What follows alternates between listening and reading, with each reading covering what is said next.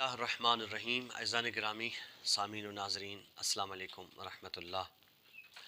صدقہ کے بارے میں خداوند کریم کی قرآن مجید کے چند آیات کا ذکر کیا پہلی ویڈیو میں، اور آج رسول خدا صلی اللہ علیہ وسلم صدقات اور خیرات کے بارے میں کیا فرماتے ہیں کہ صدقہ دے کر تم اپنے آپ کو رنج و غم سے دور رکھو۔ تکالیف، مصائب، مشکلات سے اگر دور رہنا ہے تو صدقہ کو پابندی کے ساتھ ادا کیا کرو۔ پروردگار عالم صدقہ کے باعث تمہیں ہر ضرر سے بچائے گا اور دشمن کے مقابل کامیاب کرے گا۔ دیکھیں، صدقہ ہر مصیبت، اتنے تک بھی ہم نے سنا، پڑھا، دیکھا کہ صدقہ موت کو بھی ٹال دیتا ہے۔ روایتوں میں یہ کہ صدقہ موت کو ٹالتا ہے۔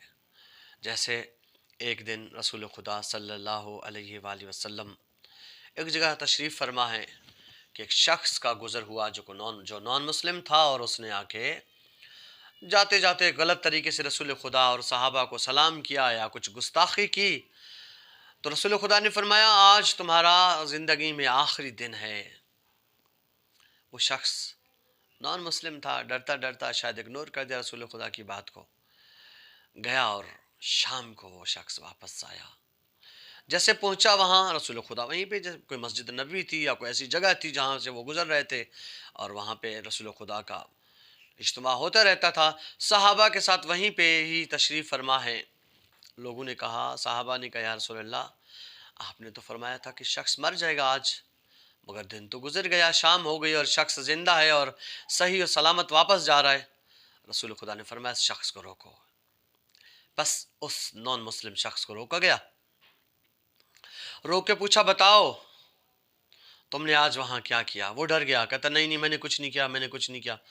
رسول خدا نے فرمایا وہاں پہ کیا کیا؟ کہتا اے مسلمانوں کے نبی، میں یہاں سے گیا، لکڑیاں کاٹتا ہوں، درخت پہ چڑھ گیا، لکڑیاں کاٹنے لگا تو ایک سائل آیا اور اس نے کہا کہ کوئی ہے جو اللہ کی نام پہ، اللہ کی راہ میں، اللہ کے لیے مجھے کھانا کھلائے۔ کہتے بس میرے پاس 2 روٹیاں تھیں جو میں ہر روز کھاتا ہوں، ان میں سے آدھی روٹی، مطلب ایک روٹی 2 میں سے آدھی ایک تھی، وہ میں نے اس شخص کو دے دی، فقیر کو دے دی، سائل کو دے دی۔ میں نے بولا آج میں کم کھا لوں گا مگر سائل بھوکا نہ جائے، سائل خالی ہاتھ نہ جائے۔ میں نے اس کو صدقہ کے طور پہ ایک روٹی دے دی۔ رسول خدا نے فرمایا اس کی یہ گٹھڑی جو لکڑیوں کی ہے یہ کھولو۔ جیسے وہ گٹھڑی کھولی گئی، دیکھا گیا کہ ایک سانپ ہے اور اس کے منہ میں روٹی کا ٹکڑا ہے۔ اللہ اکبر۔ رسول خدا نے فرمایا یہ سانپ اس کو کھانے رسنے کے لیے آیا تھا، یہ ملک الموت کی صورت میں اس کو مارنا چاہتا تھا، مگر اس نے یہ روٹی، ایک روٹی اللہ کی راہ میں صدقہ کر کے، اپنی جان مال کا صدقہ کر کے دیا ہے، اور اللہ نے اس کی جان بچا لی ہے۔ صدقہ بلاؤں کو دور کرتا ہے، صدقہ ایک بہترین دوا ہے۔ میں نے ایک واقعہ پڑھا خاتون کا، وہ کہتی ہے کہ میں زندگی میں کبھی ڈاکٹر کے پاس نہیں گئی، جب بھی بیمار ہوتی تھی اسی بیماری کے تحت دیکھتی تھی سر میں درد ہے 10 روپے خرچ ہوں گے، وہ 10 خرچہ صدقہ دے دیتی تھی۔ دیکھتی تھی پیٹ میں درد ہے 50 روپے خرچ ہوں گے، 50 روپے کسی غریب کو صدقہ دے دیتی تھی۔ دیکھتی تھی بچے بیمار ہیں 100 روپے خرچ ہوگا، وہ کسی مسکین کو آٹا لے کے دیتی تھی۔ کبھی زندگی بھر میں ڈاکٹر کے پاس نہیں گئی، کیونکہ بلاؤں کو دور کرتا ہے صدقہ۔ صدقہ دوا بھی ہے اور دعا بھی ہے۔ بڑی بات ہے کہ دونوں کام کرتا ہے صدقہ، اور حتمی قضا کو ٹال دیتا ہے صدقہ۔ حتمی قضا یعنی خدا کی طرف سے حتماً ہو گیا کہ یہ آج مرے گا، جیسے شخص کا ہم نے واقعہ پیش کیا، مگر صدقہ اس کو بھی ٹال دیتا ہے۔ بیماری کو دعا اور صدقہ سے ہی بھگایا جا سکتا ہے۔ رسول خدا فرماتے ہیں بیمار ہو تو صدقہ دے کے دعا کیا کرو اللہ سے، کیونکہ شفا دوائیاں نہیں دیتی، شفا ڈاکٹر نہیں دیتا، شفا بڑی بڑی ہاسپٹل میں جا کے نہیں ملتا، شفا دینے والی ذات اللہ ہے۔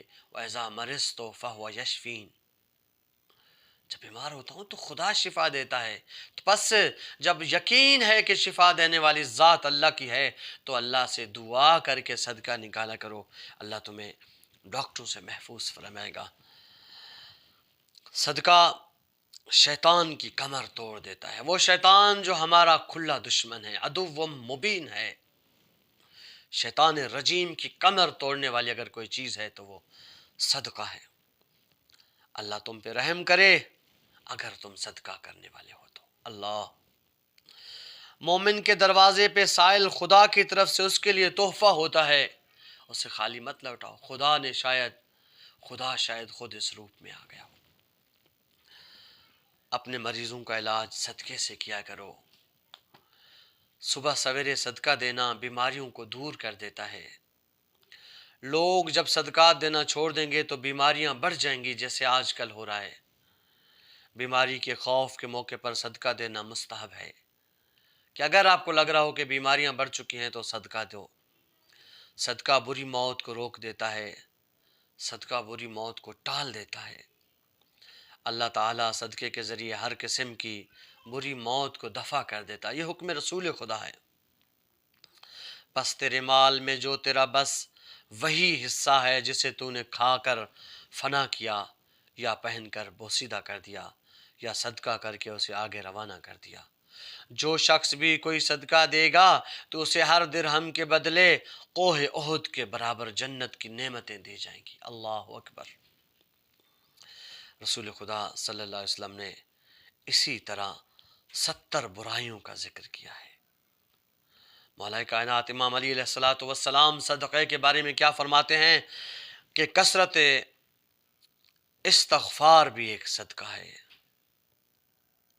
اس سے جان کا صدقہ خدا تک پہنچنے کے ذریعے ہیں۔ کثرت استغفار سے خدا تک پہنچ سکتے ہو، انکساری سے خدا تک پہنچ سکتے ہو، زیادہ صدقہ دینے سے خدا تک پہنچ سکتے ہو۔ صدقہ نجات دینے والی دوا ہے۔ مولا علی فرماتے ہیں صدقے کے ذریعے اپنے ایمان کو محفوظ کر لو۔ صدقہ برے مقامات سے بچا لیتا ہے، صدقہ بلاؤں اور سزاؤں کو دفع کر دیتا ہے۔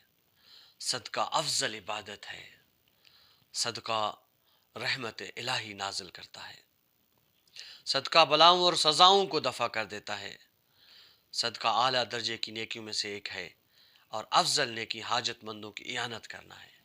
کہ کسی حاجت مند کی مدد کر دینا تمام نیکیوں کی ماں ہے، افضل ترین نیکی ہے۔ مخفیانہ صدقہ، چھپا کے صدقہ کرنا گناہوں کو ختم کر دیتا ہے۔ صدقہ بہترین ذخیروں میں سے ایک ذخیرہ ہے، اور جان کا صدقہ روزہ ہے۔ امام باقر علیہ السلام فرماتے ہیں کوئی شک نہیں کہ صدقہ 70 قسم کی دنیوی بلاؤں کو دور کرتا ہے، جن میں بری میں سے بری موت ہے۔ یہ بھی ایک بلا ہے، موت بھی ایک بلا ہے۔ یقین جانیے، یقیناً جانو کہ صدقہ دینے والا کبھی بھی بری موت سے نہیں مرتا۔ امام موسی کاظم سے کسی شخص نے شکایت کی میں اپنے اہل و عیال کے 20 افراد سے ہوں جو سب مریض ہیں۔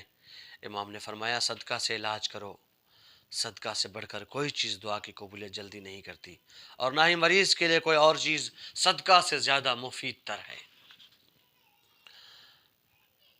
عزیزان گرامی، صدقے کی قسمیں، صدقے کو کس طرح دینا چاہیے، اخفاء یا اظہار کے ساتھ۔